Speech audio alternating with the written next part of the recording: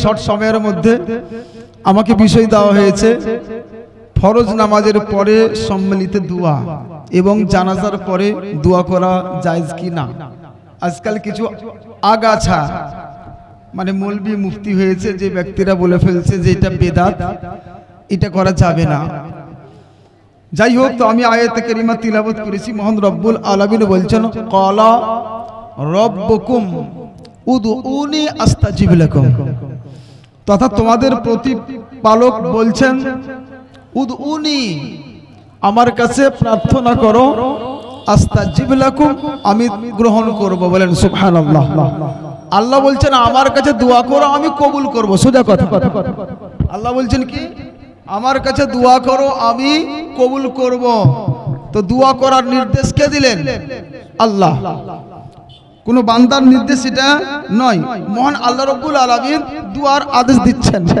আল্লাহ পাক এটা বলছেন না যে জোহরে দোয়া করবে আসরে করবে না, আসরে দোয়া করবে মাগরিবে করবে না, অথবা নামাজের আগে করবে পরে করবে না, অথবা পরে করবে আগে করবে না, এমন কোন কথা বলেননি। কোন সময়সীমা আল্লাহ পাক এখানে দেননি। পবিত্র কোরআনে আল্লাহ বলছেন উদউনি, তোমরা আমার কাছে প্রার্থনা করো, আস্তাজিব লাকুম, আমি তোমাদের দোয়া গ্রহণ করব। বুঝা গেল মুআজ্জাজ? সারাক্ষণ সকাল থেকে নিয়ে সন্ধ্যা পর্যন্ত, সন্ধ্যা থেকে নিয়ে আবার সকাল পর্যন্ত যখন আপনার সময় হবে, যখন আপনার ইচ্ছা হবে, প্রত্যেকটা সময় মহান রব্বুল আলামিনকে আপনি ডাকতে পারেন। এটা পবিত্র কোরআন হিসাবে জায়েজ। নারায়ে তাকবীর, নারে রিসালাত, মাসলাকে আলা হযরত মুফতি ফজলুর রহমান মিসবাহি সাহেব, নারায়ে তাকবীর, নারে রিসালাত। আপনারা একটু আগিয়ে আসুন।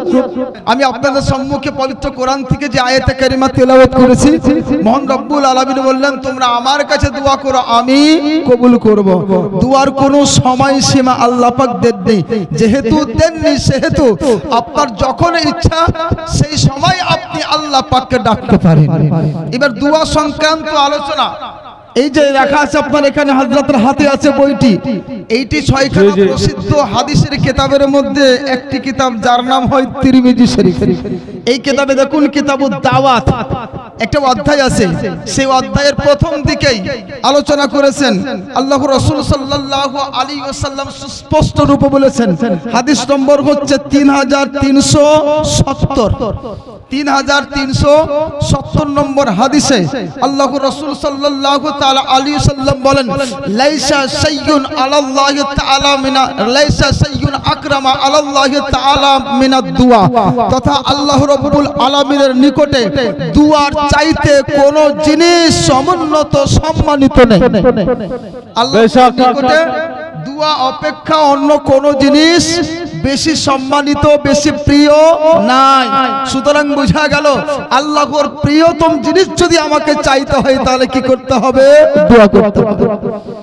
এই ওই কিতাবে 3371 নম্বর হাদিসে আল্লাহর রাসূল সাল্লাল্লাহু আলাইহি সাল্লাম উল্লেখ করেছেন যে আদ-দুআ ওয়া মুখুল ইবাদাত, দোয়া হচ্ছে ইবাদতের মগজ। দোয়া হচ্ছে কি? ইবাদতের মগজ। আপনি দোয়া করলেন, কিন্তু আপনি নামাজ পড়লেন, ইবাদত করলেন, রোজা রাখলেন, অনেক ইবাদত যা ইচ্ছা করলেন, আপনি সব কিছু ইবাদত করে নিলেন, কিন্তু করার পরে দোয়া করলেন না। ইবাদতের মগজ আছে? নাই। মানুষের মগজ যদি ঠিক না থাকে ওই মানুষটা মানুষ রূপে থাকবে? বলেন থাকবে? থাকবে না, খালি হয়ে যাবে সবকিছু। এই জন্য আল্লাহ রাসূল সাল্লাল্লাহু আলাইহি সাল্লাম যেহেতু বলছেন যে দোয়া হচ্ছে ইবাদতের মগজ, সুতরাং ইবাদত করার পরে দোয়া করা আমাদের জন্য প্রয়োজন আছে না নাই? প্রয়োজন আছে না নাই? অবশ্যই প্রয়োজন আছে। বুঝা গেল, কারণ দোয়া করতে গেলে আপনার আমার জন্য লাভ আছে, আল্লাহর প্রিয়জন জিনিস। আর যে ব্যক্তি দোয়া করে না ওই ব্যক্তি সম্পর্কে আল্লাহর রাসূল সাল্লাল্লাহু আলাইহি সাল্লাম বলেন, ওই তিরমিজি শরীফ কিতাব হাদিস নম্বর 3373 নম্বর হাদিসে উল্লেখ আছে। আল্লাহ রাসূল নিজেই বলছেন মাল্লাম ইয়াসআলিল্লাহ ইয়াগদাব আলাইহি, যে ব্যক্তি আল্লাহ পাকের কাছে দোয়া করে না, আল্লাহ পাকের কাছে চাই না, প্রার্থনা করে না, ওই ব্যক্তির প্রতি আল্লাহ পাক স্বয়ং অসন্তুষ্ট। শুধু অসন্তুষ্ট নয়, ইয়াগদাব আলাইহি, ইয়াগদাব আলাইহি মানে আল্লাহ পাক তার প্রতি ক্ষুণ্ণ হয়ে যায়। জি জি সুবহানাল্লাহ হযরত। গজব, গজব মানে কি? গজব থেকে এসেছে একদম, বুঝতে পারছেন কথাটা? একদম মানে গজব, বাবা গজব হয়ে গেল মানে রাগান্বিত হয়ে যান। যে ব্যক্তি দোয়া করে না তার উপর আল্লাহ পাক কি হন? রাগান্বিত হয়ে যান। আজকাল কিছু ব্যক্তি আছে আসসালামু আলাইকুম রাহমাতুল্লাহ, আসসালামু আলাইকুম রাহমাতুল্লাহ, আর পিছন দিকে একদম মাল্লদ্দর, মনে হচ্ছে কেউ তাড়ছে তাকে। আছে না কিছু? এখন নামাজ পড়ে একদম শেষ হতে মুহূর্তেই পালায়ন করছে, আর দোয়া নিজেও করে না। সম্মিলিত দোয়া তো করেই না, একাকী ভাবে ও দোয়া করছে না। এবার বলুন, হাদিস বলছে যে ব্যক্তি আল্লাহ পাকের কাছে প্রার্থনা করে না, দোয়া করে না, তার প্রতি আল্লাহ পাক ক্ষুণ্ণ হয়ে যান, রাগান্বিত হয়ে যান। এবার আপনি কি করবেন বলেন? করবেন দোয়া? দোয়া করতে হবে না? অবশ্যই দোয়া করতে হবে। তো দোয়া করতে হবে তো কখন করবেন? আল্লাহ পাক কোনো লিমিট দেননি, কোনো সময়ও দেননি, যখন ইচ্ছা তখন করেন। যাই হোক, এবার আমাকে একটা বিষয় দেওয়া হয়েছে যে দোয়া করতে হবে। এই যে 5 ওয়াক্ত নামাজের পরে আমরা দোয়া করি কি করি না, এটা বিষয় দেওয়া হয়েছে। সাধারণভাবে আমরা জানলাম যে দোয়া করতে হবে, না করলে আমাদের ক্ষতি আছে। লাভ তো নাই, কিন্তু ক্ষতি আছে উল্টো। এবার এই 5 ওয়াক্ত নামাজের পরে আমরা যে দোয়া করি, এই সম্মিলিত দোয়া কোরআন হাদিসে আছে কি না? এবার আপনাদের নিয়ে যাই। সর্বপ্রথম পবিত্র কোরআন, কোরআন হয় 30 পারা। এই 30 পারার মধ্যে একটি সূরা আছে যার নাম হচ্ছে সূরা ইনশিরাহ, মানে আলাম নাশরাহ লাকা সাদরাক। সূরাটা জানেন আশা করি অনেক কেউ। এই সূরার শেষ অংশে আল্লাহ পাক বলছেন ফাইজা ফারাগতা, যখন তুমি সুসম্পন্ন করে নেবে, কি থেকে? যখন তুমি পূর্ণ করে নেবে, ফানসব, তো তুমি কি করবে? প্রচেষ্টা করবে। কি সুসম্পন্ন করবে, কি সমাপ্ত করবে, তারপরে তুমি প্রচেষ্টা করবে কিসে? এইটা বুঝতে পারলাম না। একে বুঝার জন্য কোথায় যেতে হবে? তাফসীরের কিতাবে যেতে হবে, তাফসীর দেখতে হবে। আপনি তাফসীর উঠান। আমার পূর্বের বক্তা হযরতুল আল্লাহ মুফতি আবু বকর সাহেব বললেন, হযরত আব্দুল্লাহ বিন আব্বাস রাদিয়াল্লাহু তাআলা আনহু একজন এমন ব্যক্তিত্ব যিনি হচ্ছেন রাসূলের যুগের ওই পবিত্র কোরআনের ব্যাখ্যাকারী তথা মুফাসসির, তাফসীরকারী। উনি যে লিখেছেন ওই তাফসীরের নাম হচ্ছে কি? তাফসীরে ইবনে আব্বাস। এই নামে বেশি আমরা পরিচিত, বেশি চিনি। এর নাম আরো আছে, এটাই মনে রাখেন, তাফসীরে ইবনে আব্বাস। ইনি রাসূল সাল্লাল্লাহু আলাইহি সাল্লামকে দেখেছেন, রাসূলের সাহাবী, রাসূলকে ভালো করে চিনেছেন, জেনেছেন। তারপরে পবিত্র কোরআনের ব্যাখ্যা তিনি লিখেছেন। তিনি লিখছেন ফাইজা ফারাগতা মিন সালাতিকা, যখন তুমি তোমার নামাজ পূর্ণ করবে, তথা নামাজ থেকে যখন তুমি অবসর নিবে, পরিপূর্ণ নামাজ হয়ে যাবে, তখন কি করবে? ফাজতাহিদ ফি দুআ, তো তুমি দুআতে প্রচেষ্টা করবে। বলেন সুবহানাল্লাহ। সুবহানাল্লাহ। কি করবেন? দুআতে প্রচেষ্টা করবেন। তাহলে বুঝা গেল নামাজ সম্পন্ন করে নেওয়ার পরে মহান আল্লাহ নিজেই বলছেন যে দুআতে তুমি মগ্ন হয়ে যাও।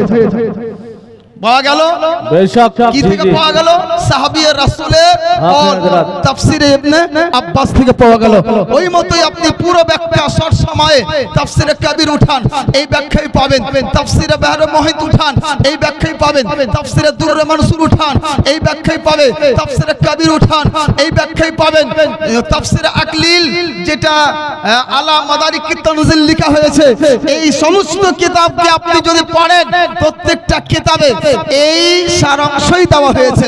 কথা এক একটা ভাষার আগে পিছে আছে, কিন্তু প্রত্যেকটা তাফসীরে এটাই ব্যাখ্যা করা হয়েছে যে যখন তোমার নামাজ সম্পূর্ণ হয়ে যাবে, তখন তোমরা দুআতে মগ্ন হয়ে যাবে। কি পেলাম? পবিত্র কোরআনে পেলাম দোয়া করার কথা। দোয়া করার কথা আছে না নাই? হাত উঠিয়ে বলেন তো, আছে না নাই? কোথায় পেলে? কোথায় পেলে? কেউ যদি বলে যে না কোরআনে নাই, কি বলবেন? কোরআনে আছে, দোয়া করার কথা আছে।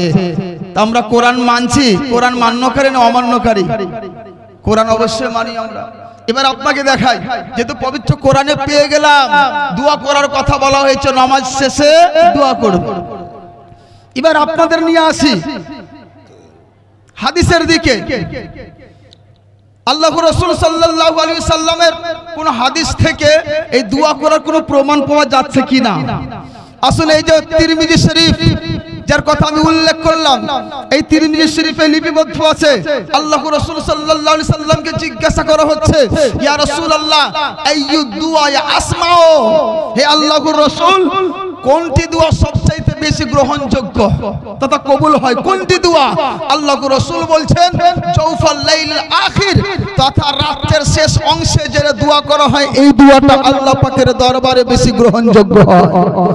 আর কি বলছেন? দুবরাস সালাওয়াতিল মাকতুবা, এবং ফরজ নামাজের পরে যেটা দোয়া করা হয় তারপরেও দোয়া গ্রহণযোগ্য হয় বেশি করে। তাহলে কি বুঝলাম? ফরজ নামাজের পরে দোয়া গ্রহণযোগ্য হবে।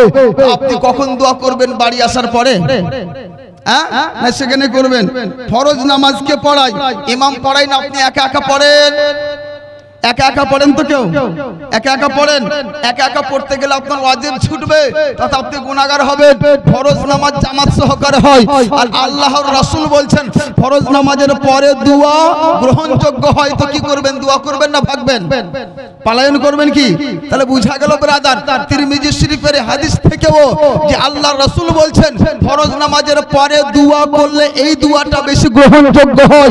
সুতরাং ওই সময় আমরা যে দোয়া করি, পবিত্র হাদিস এবং পবিত্র কোরআন এটাই বলছে, তার আলোকে এটা শুদ্ধ মত। এটা হচ্ছে কি? একদম শুদ্ধ মত ব্রাদার। আজকে এই রে কিছু এই রোগেরু তথা এমন কিছু লোক যারা বলছে যে না দোয়া করতে হবে না, আগে তো বলছে দোয়াই নাই, আগে বলছিল না দোয়াই নাই। আমাদের ওখানে এমন একটা দেওবন্দি মসজিদে, সুন্নি মসজিদ তো দূরেই ছিল, দেওবন্দি মসজিদে হঠাৎ করে একজন ইমাম বলছে না দোয়া নেই, দোয়া করবে না জুমার পরে। ঝগড়া, তাকে জুতা পিটা করলো সবাই মিলে, শেষ পর্যন্ত তাকে পলায়ন করতে হয়। সত্যি কথা এমন হলো, কারণ দোয়াই নাই। তো দোয়া আমি তো দিলাম প্রমাণ, কোরআন থেকে হাদিস থেকে দোয়া আছে। যখন এরকম বলছে দোয়া নাই, তারপরে এখন সে বলতে লাগছে কি যে দোয়া তো আছে, একা একা কর। দোয়া আছে না তো কি বলছে? একা একা করতে বলছে, যে সম্মিলিত ভাবে সবাই একসাথে কেউ দোয়া করবে, কেউ আমিন বলবে, এমনটা করা যাবে না। এখন এইরকম বলছে, কারণ যেহেতু দুয়ার দলিল পেয়ে গেছে, তখন ওরা এইরকম এখন শুরু করে দিয়েছে। যদি এইরকম কথা বলে, তাহলে এই ক্ষেত্রে আমি তাদেরকেও বলবো যে সম্মিলিত দোয়া যেখানে করা হয়, এই দোয়াটা গ্রহণযোগ্য, আল্লাহ পাকের নিকটে জরুরটা গ্রহণযোগ্য হয়। এটাই হাদিস থেকে প্রমাণ, এটাই হাদিস থেকে প্রমাণ হয়ে আছে। আপনি দেখুন, যদি আপনি দেখতে চান, হযরতে সৈয়দ মুহাম্মদ হাক্কি আজলি নাজলি রহমাতুল্লাহ আলাইহির একটি কিতাব খাজিনাতুল আসরার, এই খাজিনাতুল আসরার মিশর থেকে ছাপা, আরবি টু আরবি। এখন তো আরবি পড়তে লাগে না, কিছু কিছু আছে যারা বাংলা বই কিনে এনে আর দু চারটা হাদিস মুখস্থ করে নিয়ে স্টেজে বলে বেড়ায়, আর তারাই নাকি আজকাল আমাদের হয়ে গেছে শেখ। বলুন নাউযুবিল্লাহ। হাদিস পড়তে হবে আরবি টু আরবি। সেই বইয়ের 139 নম্বর পৃষ্ঠায় একটি হাদিস লিপিবদ্ধ আছে, ক্বালা রাসূলুল্লাহি সাল্লাল্লাহু আলাইহি সাল্লাম আদ-দুআ মুস্তাজাবুন ইনদা ইজতিমাইল মুসলিমিন, তথা দোয়া মুসলমানদের সম্মিলিত অনুষ্ঠানে আল্লাহ পাকের দরবারে গ্রহণ হয়। জি জি জি, হক है। দোয়া মুস্তাজাবুন, দোয়া গ্রহণ হয় কখন? ইনদা ইজতিমাইল মুসলিমিন, মুসলমানদের একত্রিত হওয়ার সময়। জি জি, হক है। মুসলমানদের একত্রিত হওয়ার সময় দোয়া গ্রহণযোগ্য হয়। তো আমরা একসাথে একত্রিত হয়েছি, জামাত আদায় করলাম, জামাতের পরে আমরা নামাজ পড়লাম, এবার এই নামাজের পরে দোয়া করলাম, দোয়াটা একত্রিত হলো না একাকী? হাদিস হিসাবে ঠিক হলো না ভুল? হাদিস বলছে সম্মিলিত ভাবে যেটা দোয়া করা হয়, এই দোয়াটা মুস্তাজাবুন, গ্রহণযোগ্য হয়, কবুল হয়ে যায়। ওই দিকে লক্ষ্য রেখে আজ আহলে সুন্নাত ওয়াল জামাতের অনুসারীরা 5 ওয়াক্ত নামাজের পরে দোয়া করে থাকে। বলুন সুবহানাল্লাহ। আর একটি সুবহানাল্লাহ, সুবহানাল্লাহ। এখানে একটা দলিল আরো আপনাদের দৃষ্টিগোচর করাতে আমি চাইছি, খুব সুন্দর হবে। এই যে বলছেন এই দোয়ার কোনো প্রমাণ নাই, কোনটা? কেউ দোয়া করবে, কেউ আমিন বলবে। দোয়া করলে একাকী করো, এই সম্পর্কে সুস্পষ্ট একটি হাদিস এখানে লিপিবদ্ধ আছে হযরতে হাবিব বিন সালমা ফাহরি রাদিয়াল্লাহু তাআলা আনহু বলছেন সামিতু রাসূলুল্লাহ সাল্লাল্লাহু আলাইহি ওয়াসাল্লাম লা ইয়াজতামু কওমুন মুসলিমুন ইয়াদউ বা'দুহুম ওয়া ইউআম্মিনু বা'দুহুম ইল্লা ইসতাজাবাল্লাহু দুআআহুম। এখানে আল্লাহ রাসূল সাল্লাল্লাহু আলাইহি সাল্লামকে তিনি বলতে শুনেছেন যে আল্লাহ রাসূল বলছেন যে কোন এমন মুসলমান গোত্র সম্প্রদায় নেই যে দোয়া করছে কিছু লোক আর কিছু লোক আমিন বলছে কিন্তু সেই দোয়া আল্লাহ পাক গ্রহণ করে নেন। বুঝলাম? ইয়াদউ বা'দুহুম ওয়া ইউআম্মিনু বা'দুহুম, কিছু সংখ্যক লোক দোয়া করছেন আর কিছু সংখ্যক লোক আমিন বলছেন। ইমাম সাহেব দোয়া করছেন আল্লাহ আমার মাতা ইন্তেকাল করেছেন তাকে তুমি জান্নাত দিয়ে দাও, আমরা সকলে বলছি কি আমিন। এটাই তো পদ্ধতি। এই পদ্ধতিতে যদি দোয়া করা হয় তো এখানে বলছেন কি আমার রাসূল ইল্লা ইস্তিজাবাল্লাহু দুআআহুম, আল্লাহ পাক তার দোয়া গ্রহণ করেই নেন। সুবহানাল্লাহ সুবহানাল্লাহ, আল্লাহ পাক গ্রহণ করেই নেন। কেউ যদি চায় কেউ যদি আমিন বলে। এটা আছে কোথায়? এটা হচ্ছে আল মুজাবুল কবির চতুর্থ খণ্ড 26 নম্বর পৃষ্ঠায় এই হাদিসটি আছে। আল মুজাবুল কবির চতুর্থ নম্বর খণ্ড 26 নম্বর পৃষ্ঠায়। তাহলে বুঝলাম সম্মিলিত দোয়া করা জায়েজ কি জায়েজ নয়? দলিল পেয়েছেন কি পাননি? কে কে দলিল পাননি হাত উঠান তো। কে কে দলিল পাননি? ও মাঝে মধ্যে অচেতন হয়ে যাচ্ছেন। বুঝা গেল বিরাদার যে নামাজের পরে সম্মিলিত দোয়া করা জায়েজ, কোরআনেও আছে হাদিসেও আছে। বুঝে গেলাম? যাই হোক, এবার এর সাথে সাথে একটা আমাকে আরো দেওয়া হয়েছে একটা বিষয়, নামাজে জানাজার পরে দোয়া করা জায়েজ কি না, এই একটা বিষয়। আহলে সুন্নাত ও জামাতের মত নামাজের পরে নামাজে জানাজার পরে দোয়া করা জায়েজ, তবে একটু পদ্ধতি সেখানে এই করতে হবে যে লাইনে যে কাতার আছে ওই কাতারটা ভেঙে দিতে হবে অথবা বসে যেতে হবে। মানে এমনটা না হয় যে সন্দেহ না হয় যে এখন নামাজেই আছে, পরবর্তী যদি কোনো লোক আসে যে এইটা দ্বিধাই না পড়ে ও যে এখনো মানুষ নামাজেই আছে এসে নিয়ত করে নাই, এমনটা যেন না হয়। এই জন্য কি করতে হবে?